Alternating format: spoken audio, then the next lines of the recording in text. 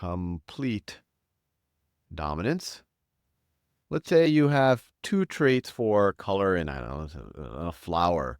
You could have red flowers, or you could have white flowers, or you could have white flowers. And let's say I were to cross a parent flower where that has the genotype capital R. I'll just make it in a capital W. So that could be the mom or the dad, or the analogy breaks down a little bit with parents, although there is a male and a female, although sometimes on the same plant. And let's say the other plant is also a red and a white. So the other plant has a red allele and also has a white allele. So what are the different possibilities? Well, we just draw our Punnett square again. Let me draw our little grid.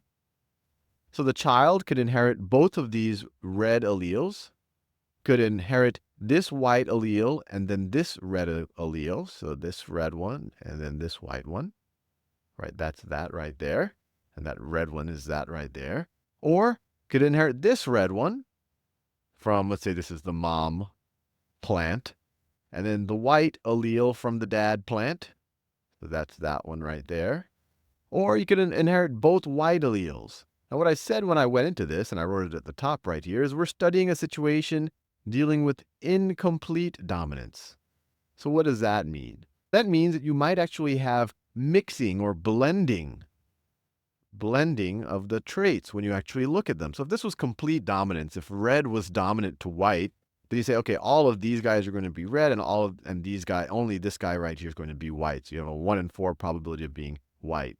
But let's say that a heterozygous genotype. So let me write that down. Let's say that R, when you have one R allele and one white allele, that this doesn't result in red. This results in pink. This results in pink.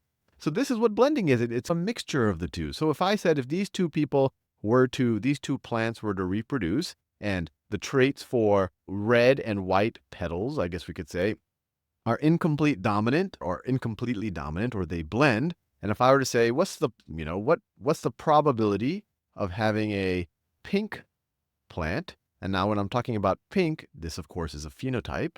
So the probability of pink, let's look at the different combinations. How many of these are pink?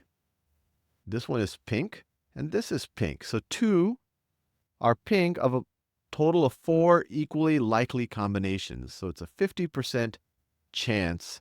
It's a 50% chance that we're pink. And then we could keep doing this over multiple generations and say, oh, what happens in the second and the third and the fourth generation?